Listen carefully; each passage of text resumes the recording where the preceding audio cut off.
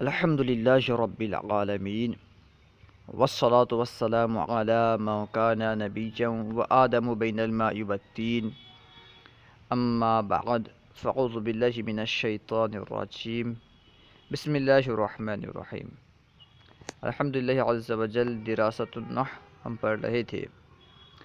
اس کا 2 سبق ہو چکا تھا، آج ہم انشاءاللہ عز وجل تیسرا سبق پڑھیں گے۔ تو آئیے شروع کرتے ہیں۔ نمبر 12 میں مصنف بیان کر رہے ہیں کہ فعل مضارع کے 3 صیغوں میں ضمیر ہمیشہ مستتر یعنی پوشیدہ ہوتی ہے۔ فعل مضارع کے 3 ایسے صیغے ہیں جن میں ہمیشہ ضمیر پوشیدہ ہوتی ہے، ظاہر نہیں ہوتی۔ وہ 3 صیغے کیا ہیں بیان کر رہے ہیں۔ واحد مذکر حاضر، واحد متکلم اور جمع متکلم۔ یہ 3 صیغوں میں ضمیر ہمیشہ مستتر ہوتی ہے، پوشیدہ ہوتی ہے، جبکہ وہ فعل مضارع ہو، یعنی فعل مضارع کے ان 3 صیغوں میں واحد مذکر حاضر میں، واحد متکلم میں اور جمع متکلم میں ضمیر ہمیشہ پوشیدہ ہوتی ہے۔ اور مضارع و ماضی کے 2 صیغوں میں ضمیر مستتر ہوتی ہے۔ وہ 2 صیغے کیا ہیں؟ یعنی مضارع اور ماضی کے اور 2 صیغے جو ہیں وہ 2 صیغے کون سے ہیں؟ واحد مذکر غائب اور واحد مؤنث غائب۔ ان 2 صیغوں میں ضمیر ہمیشہ مستتر ہوتی ہے، جیسے بشرط یہ کہ کوئی اس میں ظاہر فاعل یا نائب الفاعل نہ بن رہا ہو، یعنی واحد مذکر غائب اور واحد مؤنث غائب کے بعد اگر کوئی ایسا اس میں ظاہر نہ ہو جو فاعل بن رہا ہو یا نائب الفاعل بن رہا ہو، تو ان میں یعنی واحد مذکر غائب اور واحد مؤنث غائب ان 2 صیغوں میں ضمیر پوشیدہ ہوگی۔ وہی فرما رہے ہیں کہ واحد مذکر غائب اور واحد مؤنث غائب بشرط یہ کہ کوئی اس میں ظاہر فاعل یا نائب الفاعل نہ ہو۔ جیسے مثال دیکھیں، زید ضربنی ہند ضربتنی۔ ان 2 مثالوں میں پہلی مثال میں زید ضربنی میں ضربہ یہ واحد مذکر غائب کا صیغہ ہے، اس کے اندر ہوا ضمیر پوشیدہ ہے، کیونکہ اس کے بعد کوئی اس میں ظاہر نہیں ہے، اس لیے ضربہ کے اندر ہوا ضمیر پوشیدہ ہے۔ دوسری مثال ہے ہند ضربتنی۔ اس مثال میں ہیا ضمیر پوشیدہ ہے جو کہ ہندن کی طرف لوٹ رہی ہے، کیونکہ ضربتنی کے بعد کوئی اس میں ظاہر ایسا نہیں ہے جسے ہم فاعل بنا سکیں، اسی وجہ سے معلوم ہوا کہ ضربت کے اندر ہیا ضمیر پوشیدہ ہے۔ آگے بیان کر رہے ہیں فعل ماضی کے باقی 12 صیغوں میں اور مضارع کے باقی 9 صیغوں میں۔ فعل ماضی کے جو باقی 12 صیغے رہے ان 2 صیغوں کے علاوہ، یعنی واحد مذکر غائب اور واحد مؤنث غائب کے علاوہ، اور فعل مضارع کے جو باقی 9 صیغے رہے۔ کیسے 9 صیغے رہے؟ یعنی یہ جو پہلے 3 صیغے نکل گئے، واحد مذکر حاضر، واحد متکلم اور جمع متکلم، یہ 3 صیغے، اور واحد مذکر غائب، واحد مؤنث غائب، یہ 2 صیغے، اس طرح 5 صیغے جن میں ضمیر پوشیدہ ہوتی ہے فعل مضارع کے اندر۔ جب یہ نکل گئے، ان کے علاوہ جو صیغے ہیں فعل مضارع میں ان میں ضمیر پوشیدہ نہیں ہوتی بلکہ ظاہر ہوتی ہے۔ وہی فرما رہے ہیں کہ فعل ماضی کے باقی 12 صیغوں اور مضارع کے باقی 9 صیغوں میں ہمیشہ ضمیر بارز یعنی ظاہر ہوتی ہے۔ اسم فاعل، اسم مفعول، صفت مشبہ اور اسم تفضیل کے ہر صیغے میں ضمیر مستتر ہوتی ہے۔ یہاں سوال پیدا ہو رہا تھا کہ اس میں فاعل وغیرہ جو استعمال ہوتے ہیں، صفت مشبہ ہے، اس میں مفعول ہے، ان کے اندر ضمیر پوشیدہ ہوتی ہے یا پوشیدہ نہیں ہوتی، یا اس میں ضمیر ظاہر ہوتی ہے۔ اس کے بارے میں بیان کر رہے ہیں کہ اس میں فاعل، اس میں مفعول، صفت مشبہ اور اس میں تفضیل کے ہر صیغے میں، کوئی خاص صیغہ نہیں ہے کہ اس میں پوشیدہ ہو، کچھ میں بارز ہو، بلکہ ہر صیغے میں ضمیر مستتر ہوتی ہے۔ ایک شرط کے ساتھ بیان کر رہے ہیں، بشرط یہ کہ کوئی اس میں ظاہر فاعل یا نائب الفاعل نہ ہو، یعنی اگر کوئی اس میں ظاہر اس میں فاعل کا فاعل بن رہا ہو یا کوئی اس میں ظاہر اس میں مفعول کا نائب الفاعل بن رہا ہو، تو اس وقت اس میں فاعل اور اس میں مفعول وغیرہ کے اندر ضمیر پوشیدہ نہیں ہوگی۔ ہاں، اگر کوئی اس میں ظاہر فاعل یا نائب الفاعل وغیرہ نہ بن رہا ہو تو اس وقت ان کے اندر، یعنی اس میں فاعل، اس میں مفعول، صفت مشبہ، اس میں تفضیل وغیرہ کے اندر جو ضمیر ہے پوشیدہ ہوگی۔ وہ فرما رہے ہیں بشرط یہ کہ کوئی اس میں ظاہر فاعل یا نائب الفاعل نہ ہو۔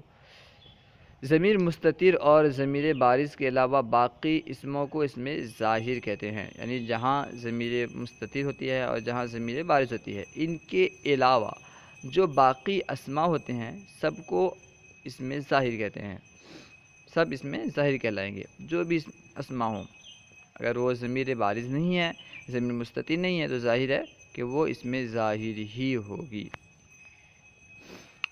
اور یہاں پہ 13واں بیان کر رہے ہیں مصنف رحمہ، اس میں اشارہ 13 ہے، یعنی اس میں متمکن کی غیر متمکن کے قسم اس میں اشارہ بھی ہے، تو اس کو بیان کر رہے ہیں کہ اس میں اشارہ 13 ہے، اس میں اشارہ کل 13 ہے۔ کیا ہے؟ بیان کر رہے ہیں ذا، ذانی، ذینی، تا، تی، تہ، ذی، ذی، تہ، اس کے بعد ہے تانی، تینی، اولائی، اولا، ان کے علاوہ ہنا، ثم مکان کی طرف اشارے کے لیے ہیں، یعنی یہ 13 ہیں۔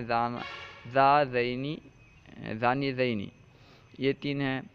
ذا ہے یہ قریب کی طرف اشارہ کرنے کے لیے، زینی تثنیہ قریب کی طرف اشارہ، ذانی تثنیہ قریب کی طرف اشارہ کرنے کے لیے، اور زینی بھی تثنیہ قریب کی طرف اشارہ کرنے کے لیے، تا یہ مؤنث کے لیے استعمال ہوتا ہے، تی بھی مؤنث کے لیے، تہ بھی مؤنث کے لیے، ذی یہ بھی مؤنث کے لیے، اس طرح مختلف اس کے استعمال ہیں۔ انشاءاللہ تفصیلاً آپ بڑی کتابوں میں پڑھیں گے۔ اب اتنا یاد رکھیں کہ اسماء اشارہ کل 13 ہیں، آپ کے لیے اتنا کافی ہے۔ کیا ہے 13؟ ذا، ذانی، زینی، تا، تی، تہ، ذی، ذی، تہ، تانی، تینی، اولائی، اولا، تو یہ ہیں اسماء اشارہ۔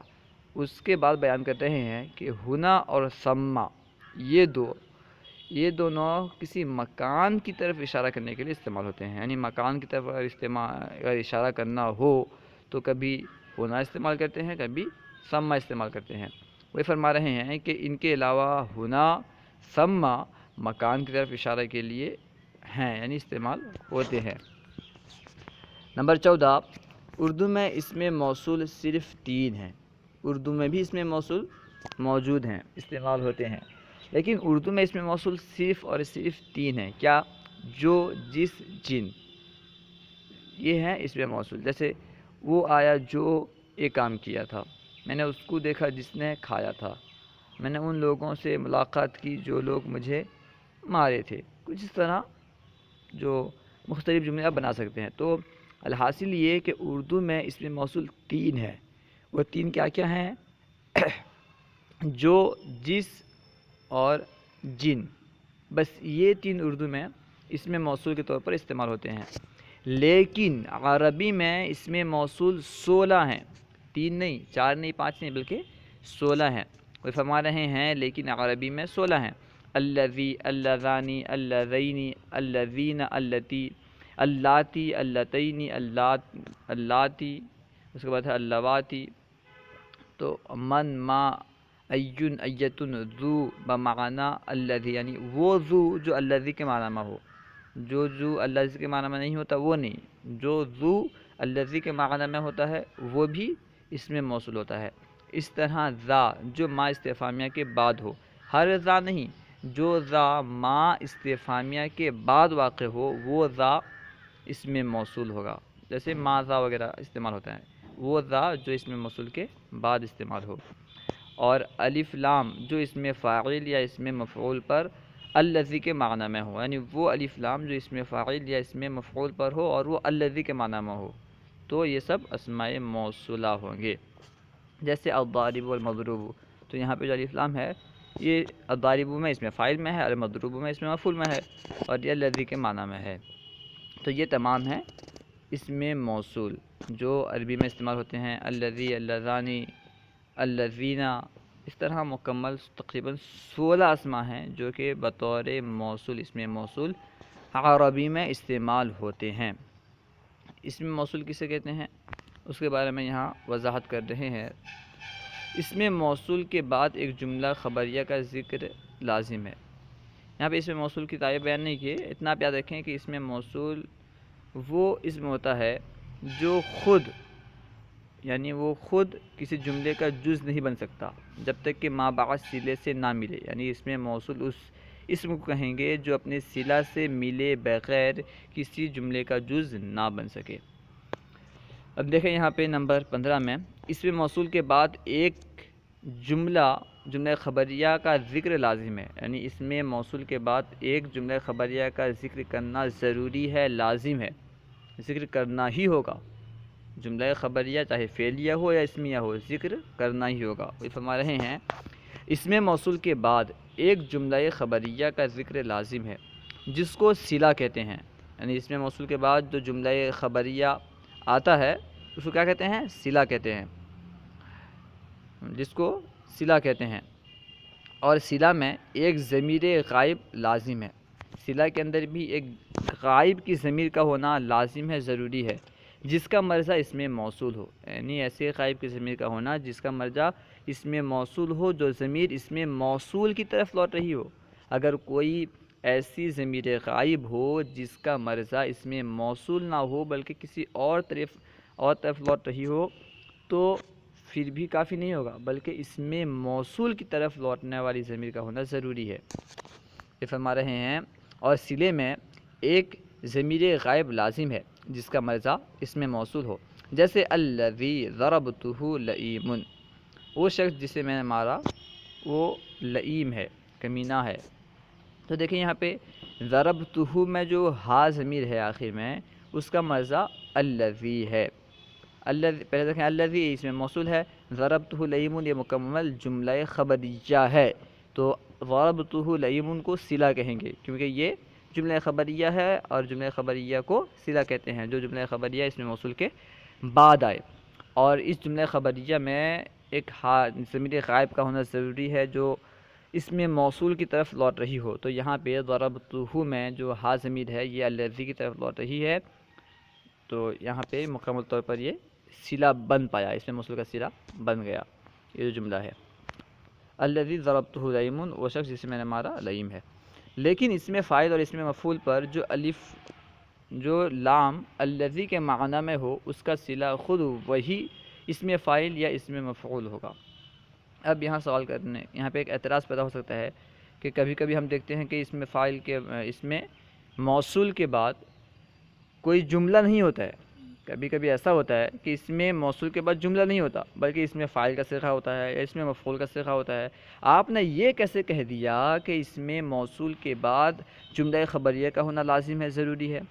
تو اس کو یہاں بیان کر رہے ہیں کہ کبھی ایسا ہوتا ہے کہ اس میں موصول کے بعد اس میں فاعل اور اس میں مفعول آ جاتا ہے، اور اس میں فاعل اور اس میں مفعول میں جو لام ہوتا ہے نا، الف لام، یہ الذی کے معنی میں ہوتا ہے، تو بس یہی جو ہے اس کا صلہ، اس میں فاعل جو ہے اس کا صلہ بن جاتا ہے، تو یہاں پہ مکمل جملے کی حاجت نہیں ہے۔ وہ فرما رہے ہیں لیکن اس میں فاعل اور اس میں مفعول پر جو لام الذی کے معنی میں ہو اس کا صلہ خود وہی اس میں فاعل یا اس میں مفعول ہوگا۔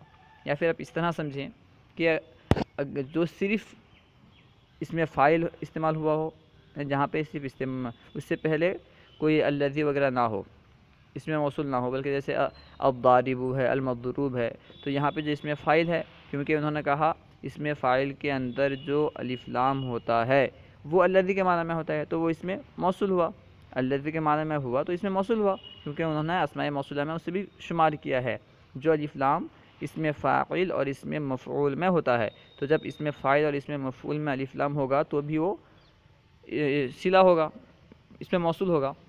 جب اس میں موصول ہوا الف لام تو پھر اس کا صلہ بھی جملہ ہونا چاہیے۔ اس اعتراض سے آپ بتا رہے ہیں کہ نہیں، بلکہ یہاں پہ جو اس میں فاعل ہے، اس میں مفعول ہے، یہ اس الف لام کا صلہ بن جائے گا، جو الف لام یہاں پہ الذی کے معنی میں ہے، یعنی اس میں فاعل میں جو الذی کے معنی میں ہے اس کا صلہ اس میں فاعل بن جائے گا، اس میں مفعول میں جو الف لام الذی کے معنی میں ہے اس میں مفعول اس کا صلہ بن جائے گا۔ یہ دونوں توضیح ہو سکتے ہیں۔ اب دیکھیں مصنف آگے بیان کر رہے ہیں ایون اور ایتن کے مبنی ہونے کی شرط یہ ہے کہ مضاف ہو۔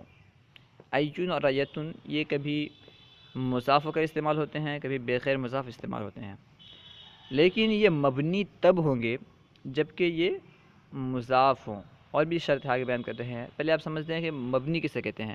مبنی اسے کہتے ہیں جس کا آخر عامل کے بدلنے سے نہیں بدلتا، اس سے پہلے ہم پڑھ چکے ہیں۔